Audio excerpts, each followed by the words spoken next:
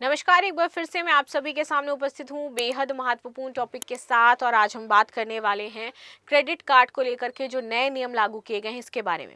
आजकल हर एक salaried person के पास क्रेडिट कार्ड होता है और अब हमारी हैबिट काइंड ऑफ बन गई है कि हम क्रेडिट कार्ड से सामान बहुत आसानी से ले लेते हैं और हमें लगता है किस्त में हम देते रहेंगे।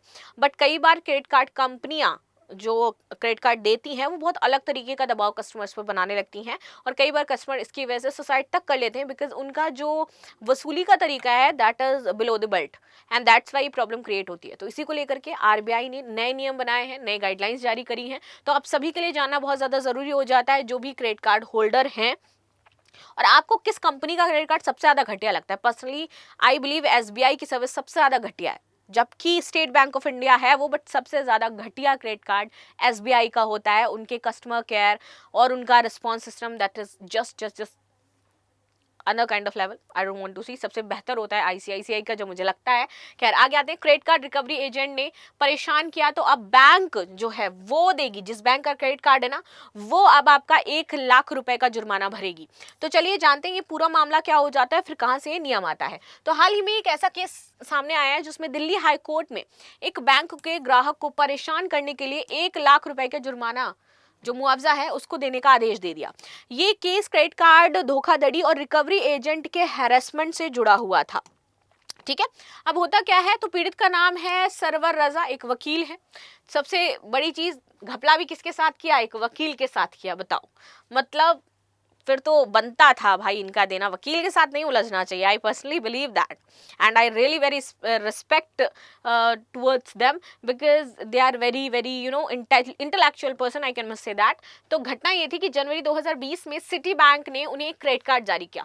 कुछ समय बाद उनके क्रेडिट कार्ड से लगभग 76,000 के आसपास रुपए का फ्रॉड ट्रांजैक्शन हो गया।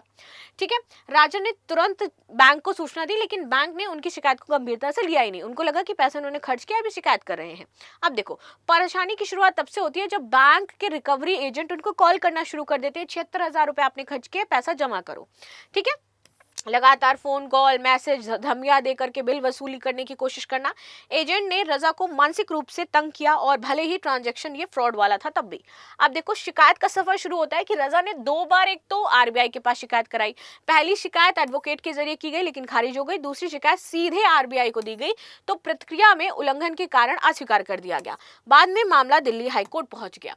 कोर्ट का फैसला 8 दिसंबर 2025 को रिपोर्ट हुआ, जिसमें कोर्ट ने बैंक की लापरवाही को साफ माना और आदेश दिया कि फ्रॉड अकाउंट जो अमाउंट है लगभग 76,000 का वो पूरी तरीके से पहले तो वापस हो।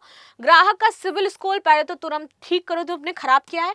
परेशान करने के लिए 1 लाख रुपए का हर्जाना भरो जो कि 15 जनवरी 2026 तक तुमको अदा करना होगा। ये 3 महत्वपूर्ण फैसले लिए गए। कोर्ट ने कहा कि बैंक और रेगुलेटर्स आरबीआई को ऐसे सिस्टम बनानी चाहिए जो फ्रॉड रोकने के साथ साथ मासूम ग्राहकों को झूठे नोटिफिकेशन और धमकियों का सामना ना करना पड़े। आरबीआई की अब रिकवरी एजेंट्स के नियम क्या हैं, चलो ये समझते हैं। आरबीआई ने बैंकों और रिकवरी एजेंट्स के लिए एक सख्त गाइडलाइन जारी की। ये सभी को पता होना चाहिए कि कैसे आपको कोई भी रिकवरी एजेंट परेशान नहीं कर सकता है। अगर कर रहा है then you can also file the case और 1 लाख रुपए भरना पड़ेगा बैंक को।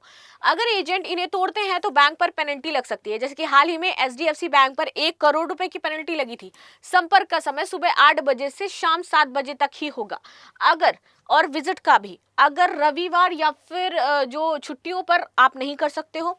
साथ ही साथ 8 बजे से पहले और शाम को 7 बजे के बाद कॉल नहीं आएगी। व्यवहार, कोई गाली गलौज नहीं दोगे तुम, कोई धमकी नहीं दे सकते हो तुम, अपमान नहीं कर सकते। ग्राहक की प्राइवेसी का तुम्हें सम्मान करना होगा। पड़ोसी और रिश्तेदारों को लोन की बात आपको नहीं बतानी होगी। अगर इस टाइप काइंड ऑफ आप चीजें, धमकियां दे रहे हो, कुछ भी कर रहे हो, देन बैंक के ऊपर जुर्माना। घर विजिट, बिना पूर्व सूचना के घर तुम नहीं आओगे। अगर आए तो पहचान पत्र तुम्हें अपना दिखाना पड़ेगा, तभी आ सकते हो। फ्रॉड केस में बैंक को तुरंत जांच करनी होगी और जांच पूरी होने तक कोई भी पेनल्टी या फिर रिकवरी नोटिस उसके पास नहीं भेजा जाएगा।